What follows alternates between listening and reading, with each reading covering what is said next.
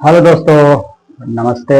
आप सभी का स्वागत है मेरे इस नए वीडियो में। बाय द वे, हम एक प्रश्न पे बातचीत करने वाले हैं और यह प्रश्न आज ही का नहीं है, ये हजारों वर्षों से चला आ रहा है। और वो जो प्रश्न है वो प्रश्न कुछ इस प्रकार है कि ईश्वर है या नहीं। ये हजारों साल से जब से मनुष्य सोचने समझने के लायक बना, सीखने के लायक बना, तब से वो ऑब्जर्व करने लगा, हर एक चीजों को देखने लगा। तो वो देखते देखते क्या देखता है कि जैसे मैं हूं, मुझे पैदा करने वाला मेरे माता पिता हैं, हर एक चीज को पैदा करने वाला कोई ना कोई है, तो इस संसार को पैदा करने वाला कौन है। तो वो उसकी खोज में बहुत भटका, बहुत प्रयास की, अथक प्रयास करिए, और कुछ लोगों ने उनका जवाब दिया। हालांकि वो भी नहीं जानते थे कि असलियत क्या है। उन्होंने कहा ईश्वर ही इस संसार का निर्माता है। तो पहली बात, कोई भी व्यक्ति नहीं जानता कि ईश्वर है या नहीं है। तो हम इस प्रश्न पे बात करेंगे, क्या ये प्रश्न अपने आप में अधूरा है या ये कोई प्रश्न है भी या नहीं। क्या ये जो हम प्रश्न पूछते हैं ईश्वर है या नहीं, क्या ये प्रश्न है या है भी नहीं। ये प्रश्न है ही नहीं, ईश्वर है या नहीं। क्यों? क्योंकि ये प्रश्न मायने ही नहीं रखता, इसका कोई मतलब ही नहीं बनता कि ईश्वर है या नहीं। क्यों? क्योंकि हम ये प्रश्न क्यों पूछते हैं ईश्वर है या नहीं? क्योंकि हम नहीं हैं। हम हैं या नहीं? अगर हम ही नहीं हैं तो वो कैसे हो सकता है?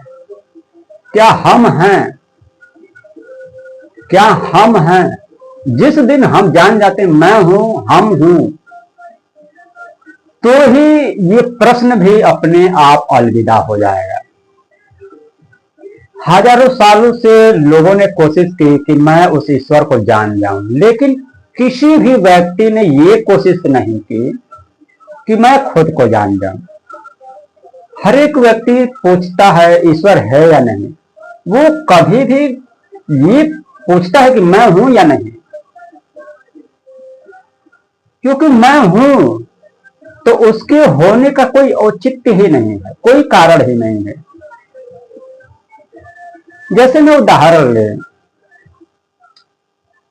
कि मैं हूं, कैसे पता चलेगा मैं हूं? कैसे पता चलेगा इस बात का मैं हूं? मान लीजिए मैं यहां पर खड़ा हूं और 10 लोग आकर मुझे अपने बाहों में जकड़ ले और मैं जकड़ा रहूं, तो क्या मैं हूं वहां पे? मैं हूं? मैं नहीं हूं। कैसे सिद्ध होगा कि मैं हूं वहां पे?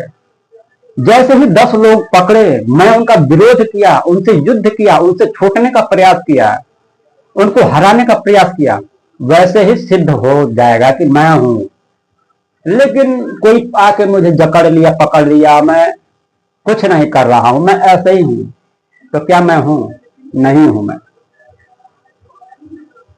तो कहीं ना कहीं ये जो प्रश्न है ईश्वर है या नहीं, पहले ये प्रश्न होना चाहिए मैं हूं या नहीं।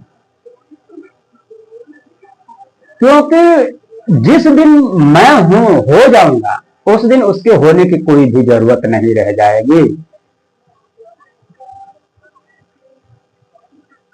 जिस दिन मैं इस प्रश्न को जान जाऊं मैं हूं या नहीं, मैं इसका एनालिसिस करने लगूं, उसी दिन ईश्वर जो है अपने आप ही विलीन हो जाएंगे। ये जो प्रश्न है अपने आप ही खत्म हो जाएगा। जैसे एक बच्चा है, जन्म लेता है, आप देखिए, वो जैसे ही बच्चा जन्म लेता है तो वो उस समय असहाय अवस्था में होता है। असहाय अवस्था में वो कुछ नहीं कर सकता। जैसे ही वो बढ़ता है तो उसके माता पिता उसका ख्याल करते हैं, उसका देखभाल करते हैं, और हमेशा से उसके माता पिता उसका देखभाल करते रहे तो वो व्यक्ति कुछ नहीं करेगा, वो निश्चिंत हो जाएगा। लेकिन जैसे ही उसके माता पिता उससे विरक्त हो जाते हैं, उसके सामने से खत्म हो गए, वैसे ही सारी जिम्मेदारी उस व्यक्ति के शरीर पर आ जाती है, उसके मन पे आ जाती है, सारी जिम्मेदारियों का पहाड़ उस पर टूट पड़ता है। तो क्या वो पूछता है पिता है या नहीं? उसको उस बात से कोई मतलब ही नहीं रह जाता, क्योंकि अब हर एक काम उसी को ही करना है, अपना पेट उसे खुद ही पालना पड़ेगा, अपने परिवार का उसको पालन पोषण खुद ही करना पड़ेगा, है कि नहीं? उसका परिवार है, उसके माता पिता चले गए तो उससे अपने परिवार का पालन पोषण खुद ही करना पड़ेगा, खुद ही जिम्मेदारी अपनी कंधों पर लेने लगेगी, खुद ही संघर्ष करना पड़ेगा, खुद ही मेहनत करना पड़ेगा। लेकिन सोचो, वो व्यक्ति संघर्ष करने की वजह, मेहनत करने की वजह, हर एक चीज को अपने ऊपर लेने की वजह, इन सभी चीजों को छोड़कर वो पीछे चल पड़े, मेरे माता पिता है या नहीं, मेरे माता पिता है या नहीं, मेरे माता पिता है या नहीं। तो क्या ये कोई सेंस है अपने आप में? तुम हो, अगर जिस दिन तुम हो जाओगे तुम्हारे माता पिता की तुम्हें कोई आवश्यकता नहीं हो जाएगी, तुम असहाय हो, तुम्हारे पास कोई ताकत नहीं है, अपनी कुछ नहीं है तुम्हारे पास, नाकाम हो, कुछ नहीं है तुम्हारे पास, उस दिन तुम्हें ईश्वर की आवश्यकता, तो उस दिन तुम्हें माता पिता की आवश्यकता पड़ती है। लेकिन जैसे ही तुम अपने पांव पर खड़ा होते हो, बल अर्जित करते हो, ज्ञान अर्जित करते हो, समझ अर्जित करते हो, संघर्ष करने लगते हो, उस दिन क्या कभी आप पूछते हैं मेरे माता पिता हैं या नहीं? नहीं। तो हम ये क्यों पूछते हैं ईश्वर है या नहीं? हम ये इसीलिए पूछते हैं क्योंकि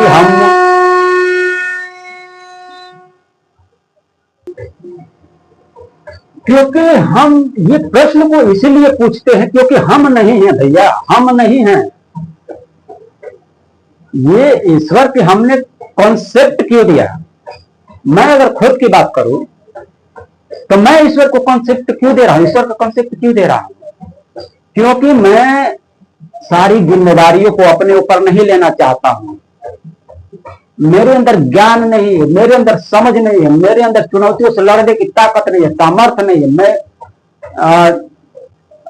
शक्तिहीन हूं, मैं नकारा हूं, मैं गया गुजरा हूं, मैं कुछ नहीं कर सकता बिना सहारे के। तो मैं क्या करता हूं? मैं ईश्वर के सहारे बैठ जाता हूं। सब कुछ ईश्वर करने वाला है, सब कुछ ईश्वर ही करेगा। क्या मैं हर एक चीज को अपने ऊपर ले लूं, हर एक चीज की जिम्मेदारी मैं खुद ले लूं, तो क्या मैं ईश्वर को खोजने जाऊंगा? नहीं खोजने जाऊंगा। मेरे लिए कोई मायने नहीं रखेगा ईश्वर है या नहीं। तो सबसे पहली बात क्या है यहां पर? ईश्वर है या नहीं इस बात को छोड़िए, आप हैं कि नहीं इस बात पे आप विचार कीजिए। क्योंकि आप नहीं हैं, आप नहीं हैं मतलब क्या? आपके अंदर साहस नहीं है, ताकत नहीं है, ज्ञान नहीं है, बुद्धि नहीं है, असत्य के खिलाफ लड़ने की क्षमता नहीं है, अपने आप को अपने बल पर कुछ करने की आपके पास ताकत नहीं है। इसलिए आप ईश्वर का कॉन्सेप्ट देते हो, आप ईश्वर की कल्पनाएं करते हो।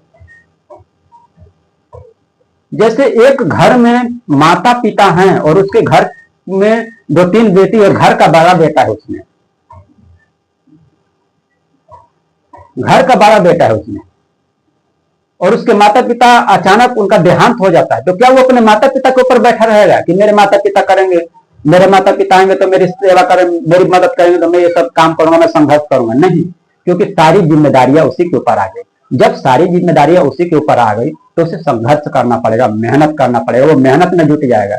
जो भी ये प्रश्न पूछते हैं ईश्वर है या नहीं, वो किस तरह के लोग हैं?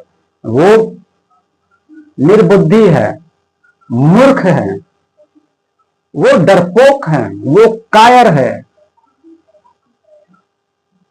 वो कायरता से भरे हुए लोग हैं जो ईश्वर है या नहीं इस प्रश्न से पूछते हैं। हालांकि कुछ समय पहले एक डिबेट हुआ और उस डिबेट में दो व्यक्ति, एक बहुत ही जाने माने व्यक्ति जावेद अख्तर जी थे और एक कोई मौलवी साहब जी थे। वो इसी बात पर बहस चल रहा था, ईश्वर है या नहीं। भैया आप हो वहां पे, आप ही नहीं हो, आप हो ही नहीं, इसीलिए आप ईश्वर की कल्पना करो कि ईश्वर है।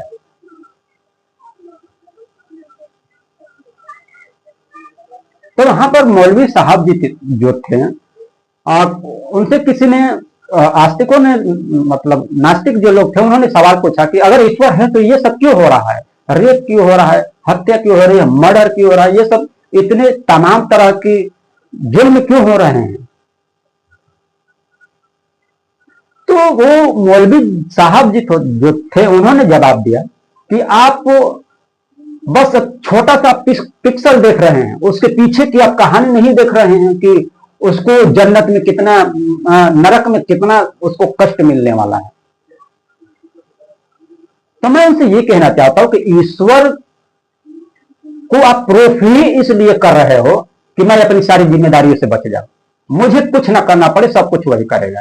तो ये क्या है, ये आपकी कायरता है। अगर तुम्हारे सामने अगर गरीब का शोषण हो रहा है तो वो शोषण को नहीं रोक रहे हो, तो ये तुम्हारी कायरता है। इसमें ईश्वर क्या कर लेगा। तुम कायर हो भैया, तुम डरपोक हो। और कहा जाता है जो खुद की मदद करता है उसकी मदद ईश्वर भी करता है।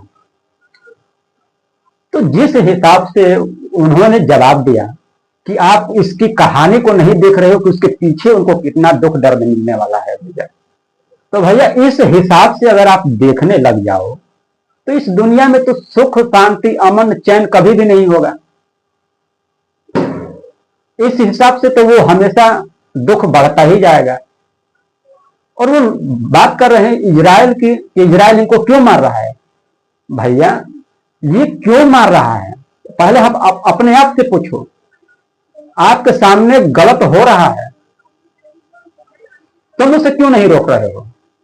तुम उसे रोको, तुम नहीं रोक रहे। क्यों? क्योंकि तुम कायर हो, तुम निकम्मे हो, डरपोक हो, शक्तिहीन हो, इसलिए तुम नहीं रोक रहे हो। जब तुम ही नहीं रोकोगे तो भाई दूसरा कोई क्या कर लेगा। वो दूसरी तरफ से जावेद अख्तर साहब जो उन्होंने कहा कि अगर ईश्वर है तो ये सब दुख दर्द पीड़ा ये सब परेशानी क्यों है।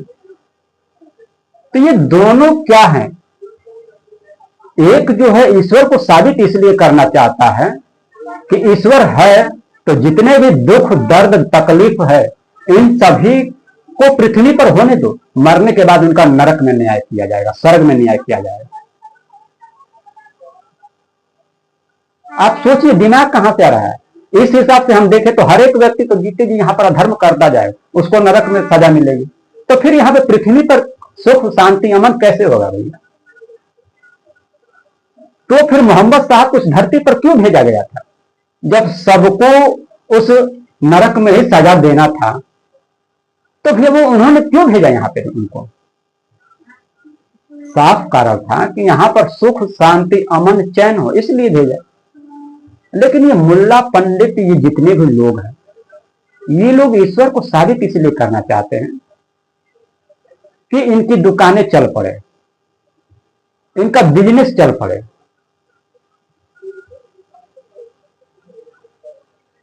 तो दूसरी तरफ वो जो नास्तिक किस्म के लोग थे, उनका प्रश्न ये रहता कि अगर ईश्वर है तो ऐसा क्यों हो रहा है, ऐसा क्यों हो रहा है, ऐसा क्यों हो रहा है। भैया मान लो कि तुम क्या मानते, तुम मानते हो ना कि ईश्वर नहीं है। तुम नहीं मानते हो ईश्वर नहीं है, तुम मानते हो कि ईश्वर नहीं है। तो भैया ये तुम्हारी जिम्मेदारी है, यहां पर दुख दर्द तकलीफ क्यों है, तुम इसको सॉल्व करो। लेकिन तुम्हें करना नहीं है। बस जो उनका विश्वास है उनको तुम गाली दोगे। आस्तिक जो है वो नास्तिक को गाली देगा, नास्तिक जो है वो आस्तिक को गाली देगा। ये दोनों करना कुछ नहीं चाहते हैं। ये लोग कायर लोग हैं, डरपोक लोग हैं, भयभीत लोग हैं, मरे हुए लोग हैं। और ये लोग सवाल करते हैं ईश्वर है या नहीं। सबसे पहली सवाल ये, हर एक व्यक्ति का सबसे पहला सवाल ये होना चाहिए कि हर एक व्यक्ति है या नहीं है। अगर मेरे सामने कोई शक्तिशाली व्यक्ति एक गरीब व्यक्ति को पीट रहा है और मैं देख रहा हूं और उसको नहीं रोक रहा हूं, तो इसका मतलब मैं नहीं हूं। जब मैं नहीं हूं तो फिर उसके बारे में मैं कैसे सवाल पूछ सकता हूं? जब मैं खुद मुर्दा हूं तो मैं उसके बारे में कैसे सवाल पूछ सकता हूं, जिसको मैं देखा नहीं, कभी जाना नहीं। तो सबसे पहली शर्त क्या है कि मैं हूं कि नहीं, ये आप चेक करिए।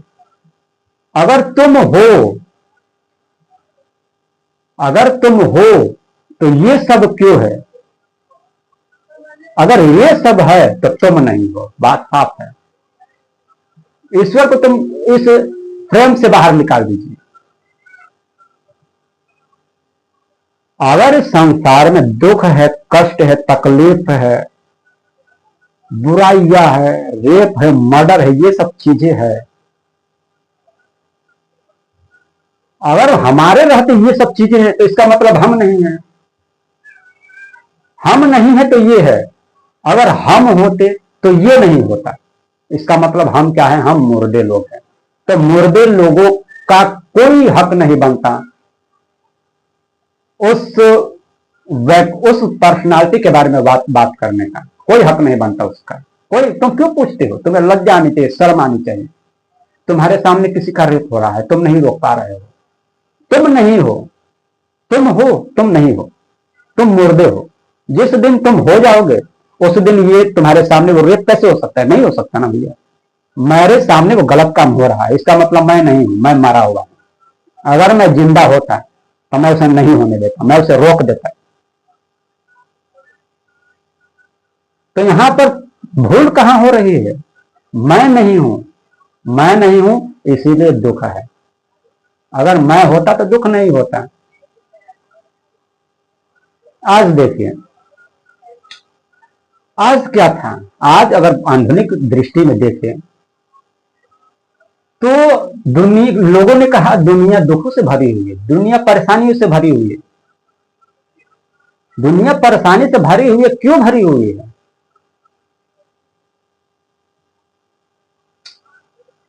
तो किसी ने कहा कि दुनिया अज्ञान की वजह से, हमारी अज्ञानता की वजह से क्या है? दुनिया में दुख है।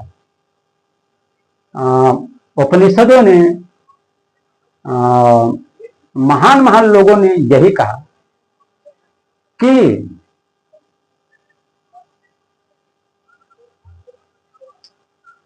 आत्मज्ञान नहीं है, इसीलिए ये सब चीजें हैं। ठीक है। श्री कृष्ण, हम बात करते कि हम भगवान जिसको मानते हैं, क्या हम उनसे कुछ सीखते हैं? कुछ नहीं सीखते हम। आज के समय में अगर मैं बात करूं तो ईश्वर को जबरदस्ती पैदा किया जाता है। मैं कहूं श्री कृष्ण ईश्वर हैं? नहीं है ईश्वर। वो बुद्ध ईश्वर हैं? वो भी ईश्वर नहीं है। ईसा मसीह ईश्वर हैं? वो भी ईश्वर नहीं। ये इस संसार में कोई ईश्वर नहीं है, ये आप जान लीजिए। इस संसार में कोई ईश्वर नहीं है।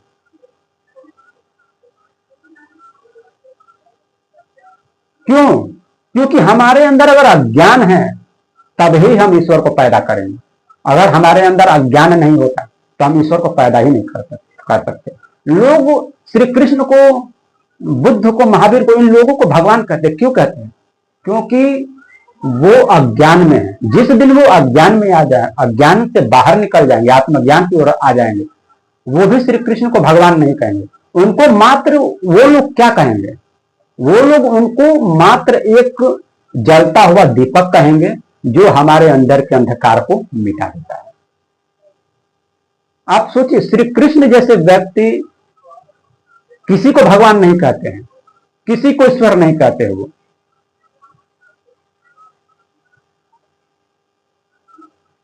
क्यों? क्योंकि वो उस अवस्था में आ चुके हैं क्योंकि उनको ईश्वर की आवश्यकता नहीं है। उनके पास ज्ञान है, समझ है, आत्मज्ञान है, हर एक चीज में वो महारत हासिल रखते हैं, तो वो ईश्वर की बात ही नहीं करते, वो डायरेक्ट कह देते हैं मैं ईश्वर हूं। मैं ईश्वर हूं मतलब क्या है? आत्मज्ञान जिसके अंदर है वही सच्चे ईश्वर को जान सकता है।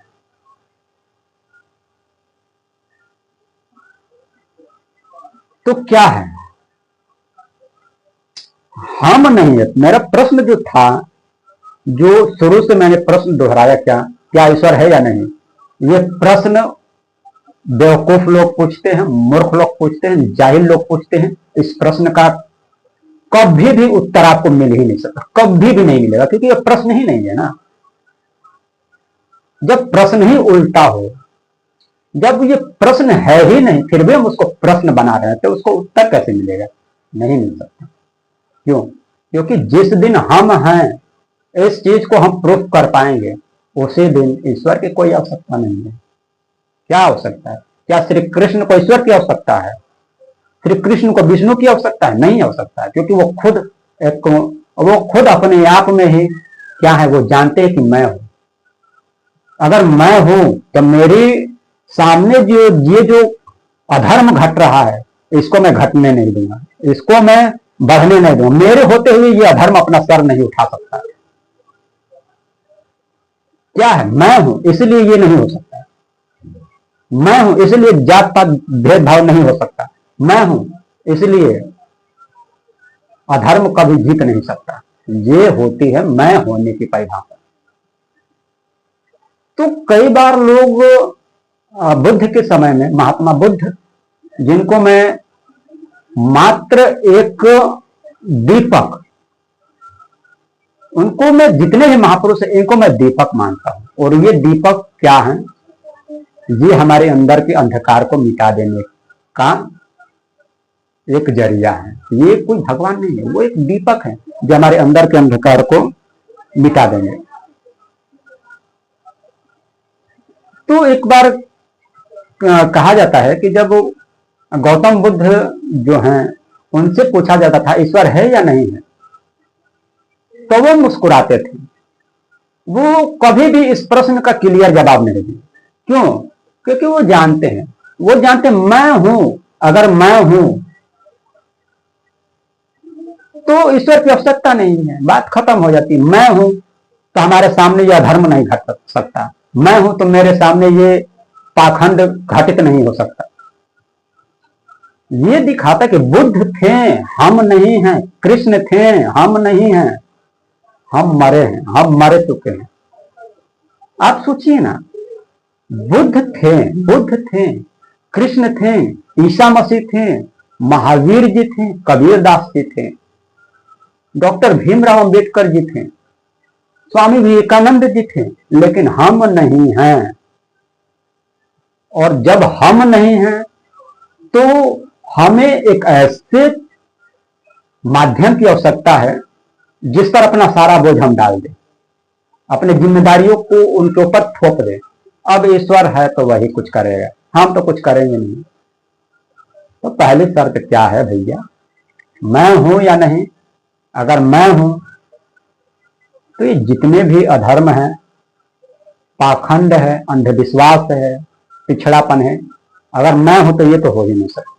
आप सोचिए ना, ईसा मसीह को क्रॉस पे चढ़ा दिया गया। क्यों चढ़ा दिया गया? क्योंकि वो थे, और वो थे, उनका होना ये दिखाता था कि मेरे होते हुए तुम किसी का शोषण नहीं कर सकते हो, मेरे होते हुए तुम किसी के साथ अन्याय नहीं कर सकते हो, मेरे होते हुए तुम धर्म का व्यापार नहीं बना सकते हो।